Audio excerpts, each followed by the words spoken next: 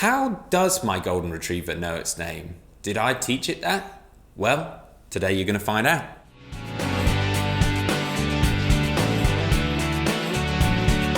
Welcome back to the Fenrir Golden Retriever Show. My name's Joe and I'm a certified canine leader here at FenrirCanineLeaders.com.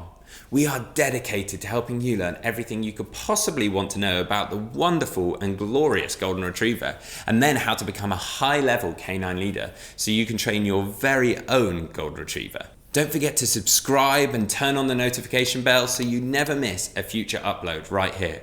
We have 2 dedicated videos coming here every single week, so you don't want to miss out. Teaching your Golden Retriever its name might come as a second nature to you, but actually it's a really important skill, and it's really important to get it drilled in very young so that they know its name and it works as a command. Today we're going to be tuning into a webinar that Will, the CEO and founder of FenrirCanineLeaders.com, recorded so that we could learn some tips and skills of how to train a Golden Retriever into knowing its name.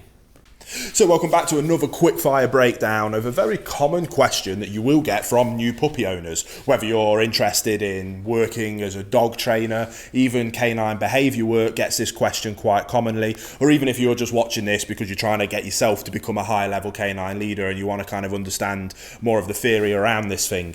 So most people get dead excited about getting their new puppy and they have the name planned out long before the puppy comes home, and they tend to go into the process of teaching their dog's name completely naively, if I want to be honest, and use maybe a little bit of a harsh term with it. And what we absolutely must start with when it comes to teaching a puppy its name, and teaching it its name so that it's an effective tool that as a high level canine leader we can utilize every single day, is we must have an excellent comprehension and an understanding that a dog has no comprehension and understanding that it has a name, nor is there any amount of training. Even the best obedience trainer in the world can't teach a dog to understand the concept of it having a name. What we need to understand is that a name to a dog is nothing more than an additional command. Again, I think one of the reasons so many people struggle with their dogs right now is because of anthropomorphization, which, if you didn't know what that term means, it means basically attributing human-like behaviors or emotions to an animal. Too many people are treating their dogs like children and babies, and they baby them and they utilize their name in that kind of fashion. And we need to remember that when we talk, we have language and communication.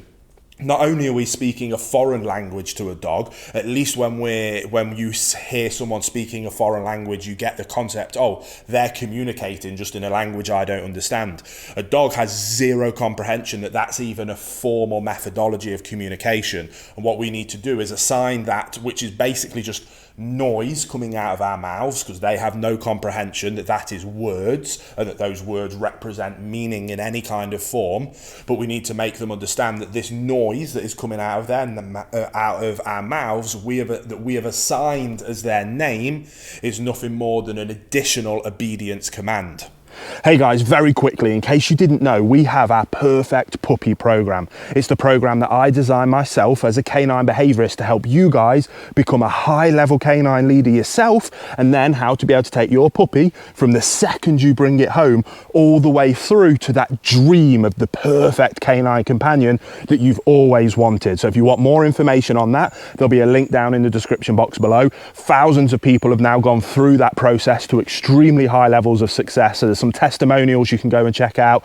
More information, it's all in the description box below, but let's get back into the video you were just watching.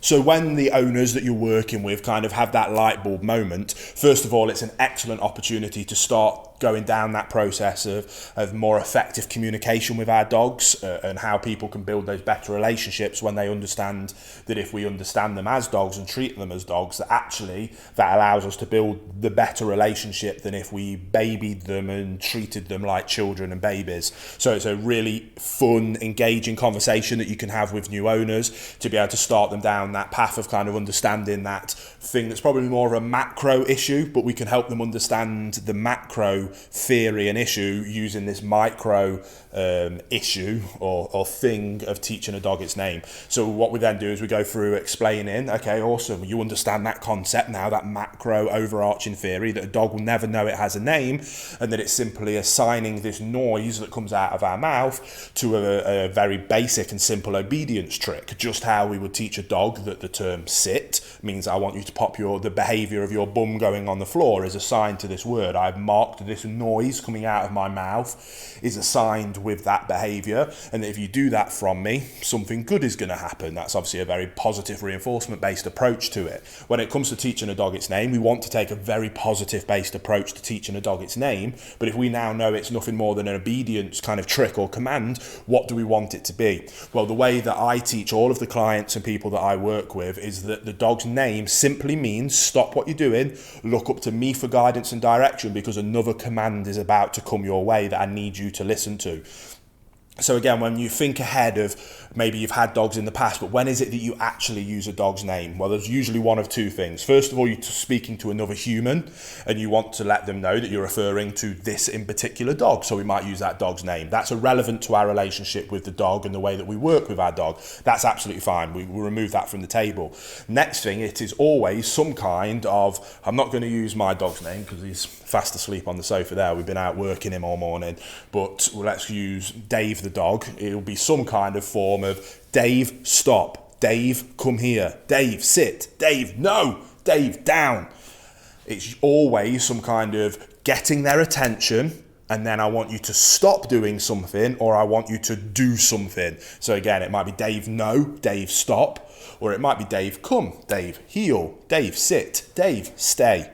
So what we want from them is stop what you're doing, break, get their attention up to us. And then ideally, I want you to look up to me for guidance and direction. It's a theory and a principle that I talk about in most training videos. The importance of that relationship, that the dog sees you as its calm, consistent leader.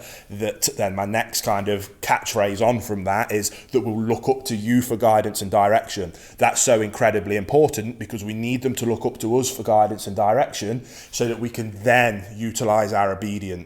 Now, being able to help get that guidance and direction, that looking up, that is what the command of their name should be used, in my opinion. So the way we teach that is a very basic, very simple principle of teaching a dog its name. I recommend that all owners start from the second they bring their dog home working on this. If people are following along with my Perfect Puppy course, then we use this as part of our Fenrir basic obedience kind of training drill. And we do this drill kind of a few times a day, every single day. And the drill will get more complex and more complicated as time goes on and we bring on the more higher levels of obedience. But we always start with teaching the dog its name because we want to get that dog to look up to us for guidance and direction so that we can then layer on top of that all the different other obedience things that we need to work on.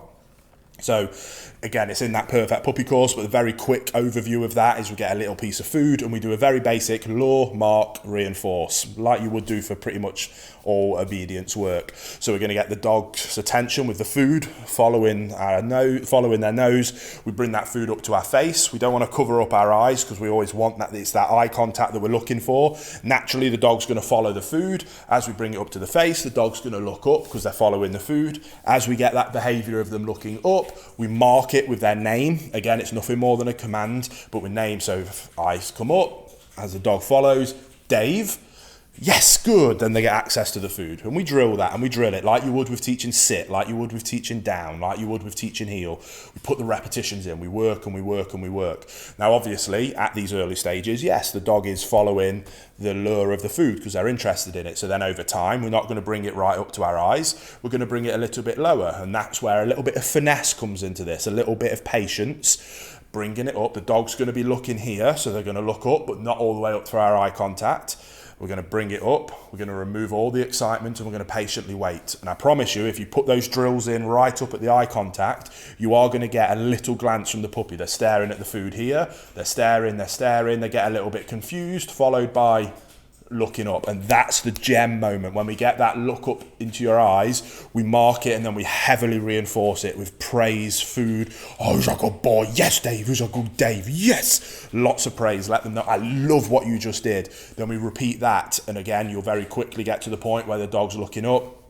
We can then start to mark the behavior just before they do it. We go through that very same principle to a point where you use that terminology, their name. Again, it's nothing more than a command, because again, you don't have to teach sit. You could teach that with pineapple, and you could get a dog to sit with pineapple. It doesn't matter what the word is, because a dog has no comprehension of language or words. It's just a noise that comes out of our mouth that we associate with a behavior. So whatever you want to name your dog is irrelevant. It doesn't matter. It could be literally anything in the world, as long as we're consistent with it, and we do this as part of the training. So again, this is one of those things that it's a small micro piece to the puzzle of dog ownership and canine leadership, but we can utilize it as an excellent teaching method and opportunity to teach the more macro picture of relationship and communication with our dog, and get into that higher level of understanding and being able to treat them like a dog, to then be able to build a better relationship with them as a dog. When we do that, dogs aren't filled with anxiety and fear because they trust in you as a calm, consistent leader,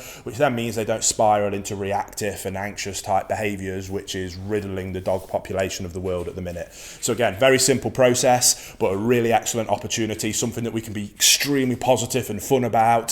So get out there, whether you're working with clients or working with your own dog, get out there, have some fun with it, and make the most out of what is quite an easy thing to achieve really quite big results with a micro piece of information. And there we go, guys. I hope you found that really useful and you've taken away some knowledge and written down some notes of how you're going to train your Golden Retriever into knowing its name. I really hope you enjoyed today's video. So get involved in the comments down below. Let us know your Golden Retriever's name and also what you've learned from today's video.